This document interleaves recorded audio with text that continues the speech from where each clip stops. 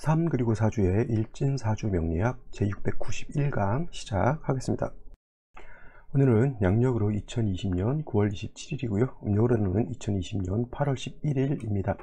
오늘 명식은 경자년 을유월 계유일이 되겠고요. 일진은 계유가 되겠습니다.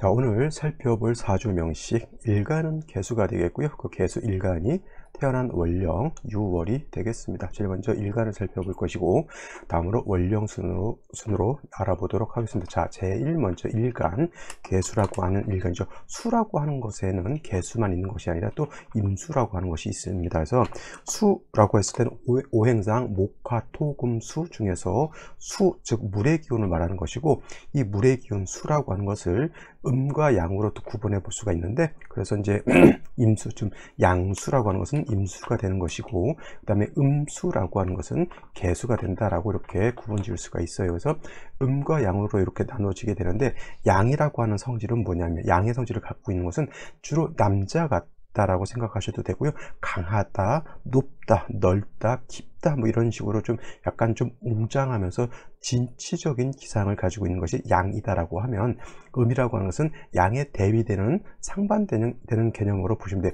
양이 남자라고 하면 음은 여자가 될 것이고, 양이 높다라고 하면 음은 낮다라고 하는 것이고, 양이 건조하다라고 하면 음은 습하다라고 놓고 볼 수가 있겠죠. 그 다음에 뭐 이 물의 개념에서 임수라고 하는 양수를 큰 물이라고 하면, 개수라고 하는 음수는 작은 물, 이렇게 비유해 볼 수가 있겠죠. 그래서 임수를 비유할 때는 대해수라고 해서 바다라든가 내지는 강호수 같은 것으로서 이렇게 비유를 많이 합니다.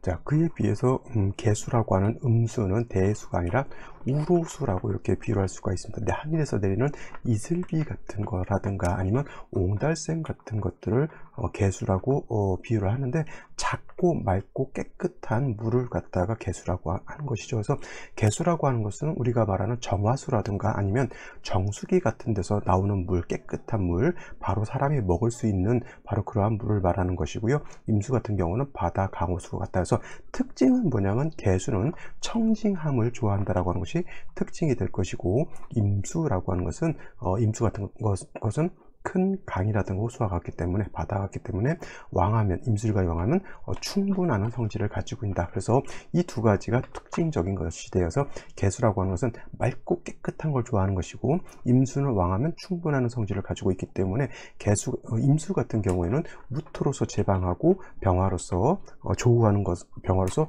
조우해야 되는 그런 사주라고 하면, 개수 같은 경우는 무기토 보는 것을 별로 좋아하지 않습니다. 왜냐하면 개수는 작은 물이기 때문에 토와 같은 것이, 흙 같은 것이 있게 되면 바로 탁수가 되기 때문에 개수는 토를 보는 것을 좋아하지 않는다. 오히려 토를 보게 되면 간목으로서 토를 제거해 주어야지 흙탕물이 되지 않죠. 여러분들 물 먹으라고 떠다 줬는데 흙이 섞여 있으면 그 물을 먹기가 굉장히 꺼림직하죠. 그래서 개수라고 하는 것은 토를 보는 것을 좋아하지 않고, 토를 본다라고 하면 물이 탁해져 있으니까 하다못해 필터 같은 걸로 걸러서라도 먹어야 되잖아요. 그 필터 역할, 정수기 필터 역할을 하는 것이 바로 이 간목이다라고 생각해 보시면 크게 다르지 않을 겁니다. 그래서 개수는 맑고 깨끗함을 아주 생명과 같이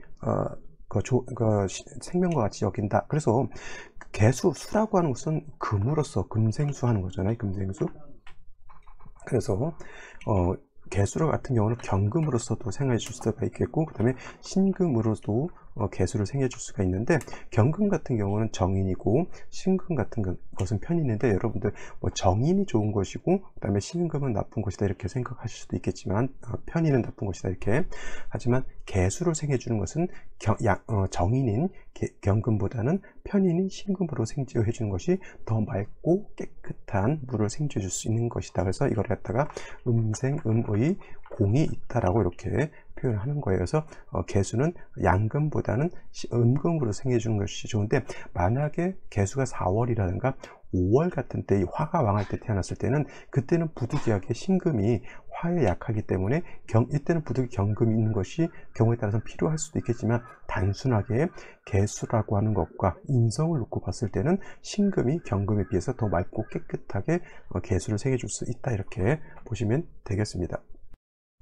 다음으로 개수일간이 태어난 월령 유월에 대해서 간단하게 살펴보게 되면 유월이라고 하는 것은 12개월 중에서 금이 가장 왕한 금왕절이죠. 그래서 금이라고 하는 것이 유에 이렇게 되면은 제왕지가 돼서 가장 금이 왕한 때에 해당이 됩니다. 근데 그 지장간을 놓고 봤을 때 지장간 안에는 경금이라고 하는 것, 신금이라고 하는 것이 있죠. 토라든가 다른 잡티가 하나도 없이 순수한 금만 가지고 있는 것이고요. 그 다음에 6월의 본기는 바로 또 신금이 되는 것이기 때문에 아까 말씀드렸던 것처럼 개수는 뭘 좋아한다? 신금으로서 생주해 주는 것을 좋아하기 때문에 유금이라고 하는 것은 곧 천간에 있는 신금과 같은 그런 성질을 가지고 있습니다. 그래서 이 12개월 중에서 가장 금이 왕하면서도 또 12개월 중에서 금이 가장 깨끗한 그런 계절에 해당이 됩니다. 그래서 6월이라고 하는 이 시절은 임수라든가 오늘같이 개수가 이렇게 태어나게 되면 뭘 좋아한다 그랬죠? 금백 수청함을 좋아한다. 금수 쌍청함을 좋아한다라고 이렇게 말씀을 드렸습니다. 그래서 6월의 개수, 6월의 임수는 토를 보는 것은 매우 안 좋은 일입니다. 왜냐하면 임수든 개수든 토를 보게 되면 물이 탁수가 되거나 아니면 물이 토에 의해서 매몰되기 때문에 토를 보는 것은 온당치 않고요. 만약에 이렇게 무토라든가 기토 같은 것이 천간으로 투출하게 되면 반드시 간목이라고 하는 것이 있어서 이 무토를 제거해 주지 않는다라고 하면 이 개수는 탁해져 있기 때문에 결코 좋은 사주국세는 될 수 없다라고 보시면 되겠고요. 이렇게 6월에 개수가 있을 때는 금백수청하게 되는데 뭐냐면 가을에 금수가 너무 많게 되면 사주가 한습해지기 때문에 화가 있어서 이렇게 조우하는 것은 매우 필요하죠. 단 천간에 병화만 있어서는 안 되고 병화가 지지로 뭐가 있어야 되죠? 뿌리가 있어야 되죠. 그래서 인목이라든가 사화라든가 아니면 오화 등의 뿌리를 두어야지만 병화가 충분하게 조우를 할 수 있는데 뭐 오화 정도 있어도 되겠고요. 그 다음에 지지로 인목 같은 게 있게 되면은 수생목, 목생화 해서 서로 상관생제도 될 수 있는 그런 상관 생제가 될 수도 있기 때문에 이렇게 되면 사주가 굉장히 맑고 깨끗해진다라고 볼 수가 있어요. 좋은 건 이렇게 간목에 천간이 있죠. 근데 개수가 그러니까 시에서 갑이 나오려면 갑인시가 이렇게 돼야 되거든요. 그렇게 되면 요 인중의 병화가 투출되는 거고, 그 다음에 이 목이라고 하는 것이 다시 화를 생해주죠. 그러면 개수 입장에서 간목은 상관이 되는 것이고, 그 다음에 이 간목이 병화를 생주해 주기 때문에 이렇게 상관생제가 되겠죠. 그러면 토의 기운도 없고 만약에 토가 있다 하더라도 간목이 스스로 토를 제거해 줄 수 있기 때문에 가장 원활한 그런 사주국세가 될 수 있다. 또 개수라고 하는 것이 월령에서 인성으로서 또 생주를 받기 때문에 물이 끊어질 염려도 없겠죠. 그래서 이렇게 목화로서 배합하는 것이 어떨까라는 생각을 한번 해보고요. 오늘의 명식 생시 알아보도록 하겠습니다. 자, 오늘의 명식 개수일간이 6월에 태어난 사주 명식이 되겠고요.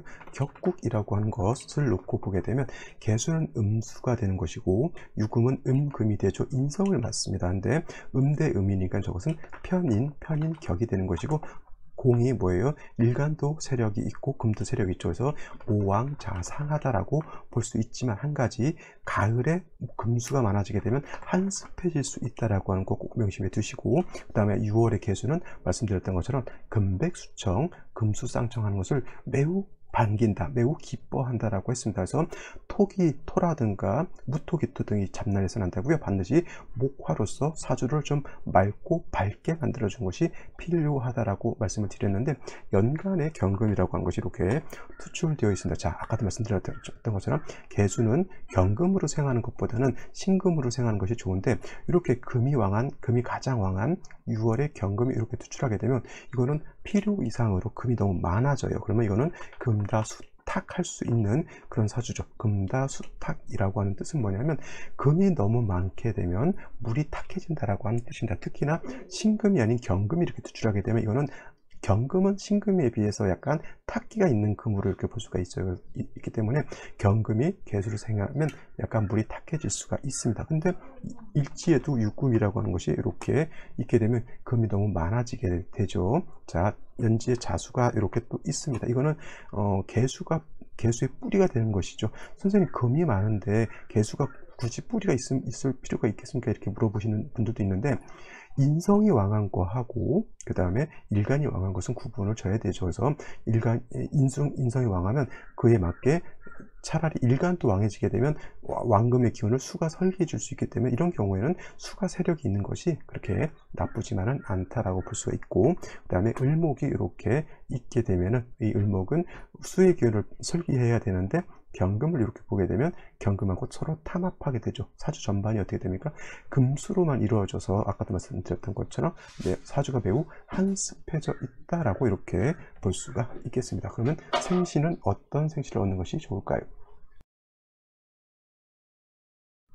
자, 생시를 간단하게 살펴보도록 하겠습니다. 제일 먼저 아까 말했던 갑인시 같은 거 이렇게 보게 되면은, 자, 중요한 건 뭐냐면 이렇게 3주까지만 놓고 보게 되면 금수가 너무 많기 때문에 제일 중요한 건 뭐냐면 조후하는 것이 굉장히 필요합니다. 다행히 이렇게 3주까지 4주까지 이렇게 놓고 보게 되면 토라고 하는 것이 없다는 것 자체는 굉장히 좋은 것인데, 조후를 어떻게 할 것이냐가 관건이 되겠죠. 근데 갑인시가 되면 인중병화가 있습니다. 물론 병화라고 하는 것이 천간으로 투출하게 되면 더 공력이 더 크겠지만, 암장된 병화라 하더라도, 인중 병화라 하더라도 요거는 나쁘지 않고요. 그 다음에 간목이 있기 때문에 수의 기운을 충분히 설계해 줄 수 있다, 이렇게 보실 수 있기 때문에 갑인시 제가 봤을 때는 나쁜 생시는 아닌 것으로 이렇게 보이고요. 을묘시 같은 경우에는 같은 목이다 하더라도 이거는 묘유상충이 되기 때문에 요건 좀 꺼리는 것이 아니라 저는 요 묘시는 택하지 않는 것이 더 좋을 것 같고요.